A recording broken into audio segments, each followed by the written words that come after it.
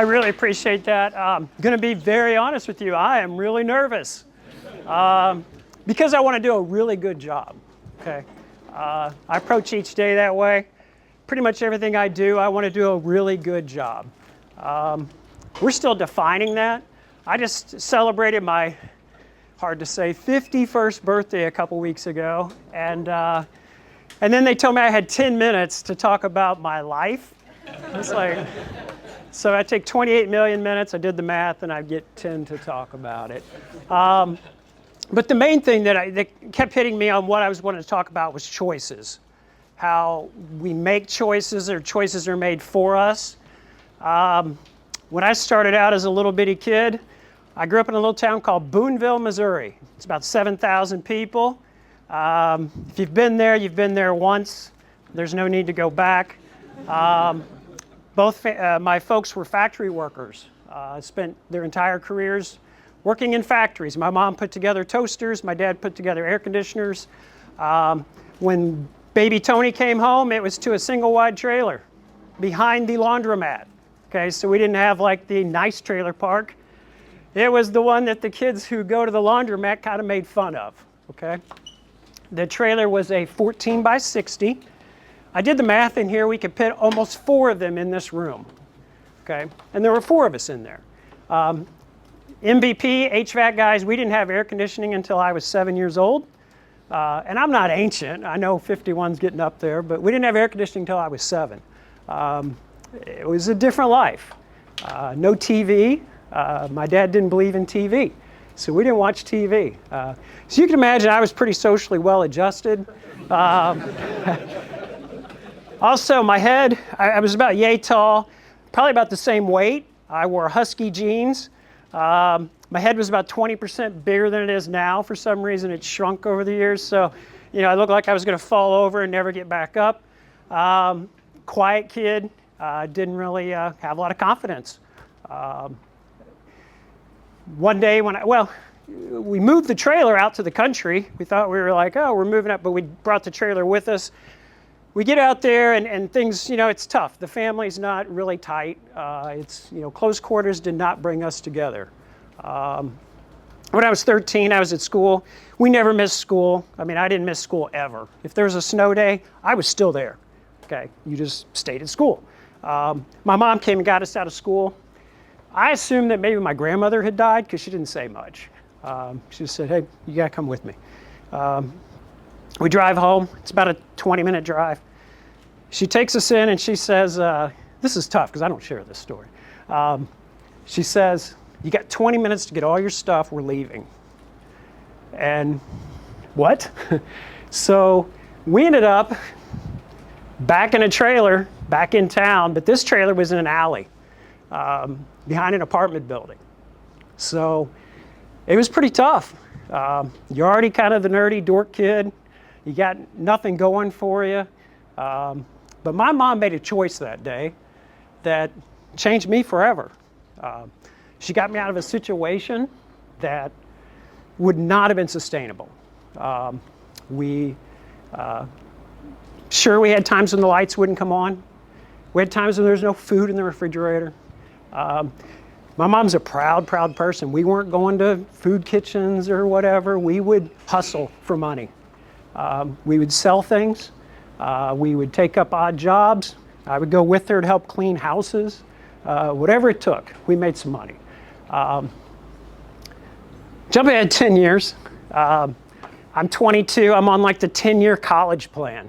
It was always my mom's goal. You know, she wanted to see me go to college. She said, just go to college. My mom's a high school dropout. I helped her study, and she passed her GED, which she was really proud of.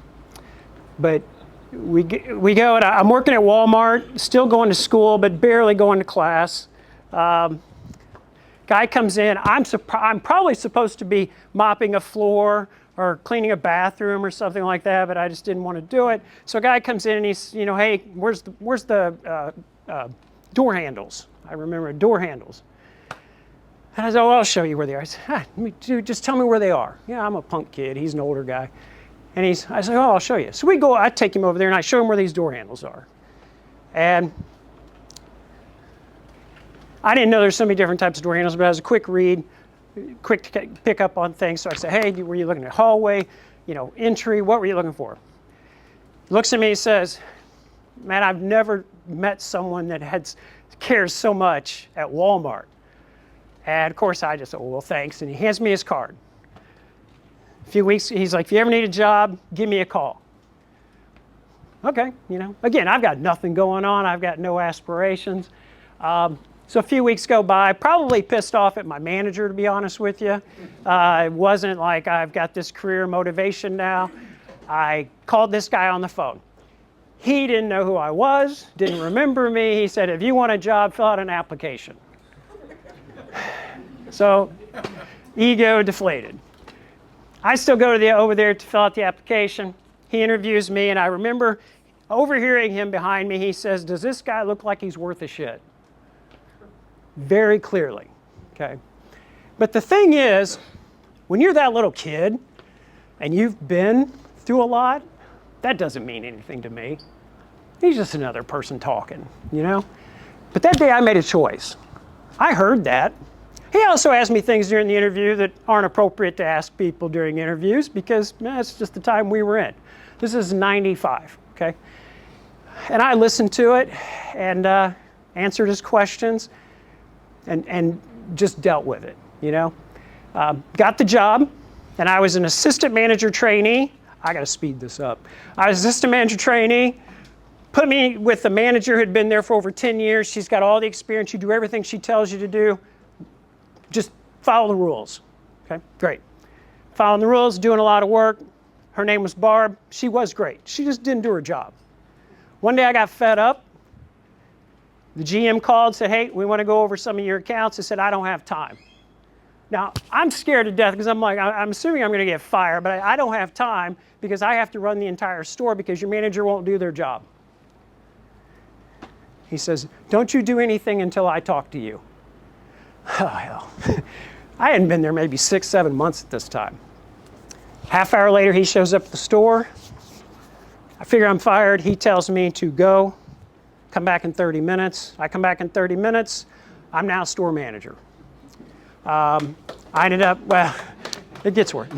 I ended up working there another 6.5 years. Ended up leading 3 stores, and they were all the top 3 performing stores in the entire company. It's not a huge company. We had a dozen stores. But what I did in those 2 moments, my mom made the decision to move us forward, and then I made a decision to move me forward. And sometimes you take a step back for a second to get further ahead. Like when my mom made that choice, we gave up what little thing we had, which was a little bit of financial security, to have a lot of peace in the home. And then when I made that choice to move ahead for myself, I was risking probably moving back home, not having anything. My mom didn't need a mouth in the house. I mean, she's got enough going on. But by making that choice, I put myself in a driver's seat. And honestly, I can tell you this, from 22 to now, I have never felt like I have not been in my own driver's seat. Yeah, people make decisions for me, but I help them make those decisions. And if I can convey anything, I'm a firm believer that what you practice, you become good at. Now, I didn't make that up. I read that years ago, but it makes sense. In everything you do, if you practice it, you will be good at it. So practice making your decisions, or at least if someone makes it for you, make sure it's good for you, right? That's my spotlight.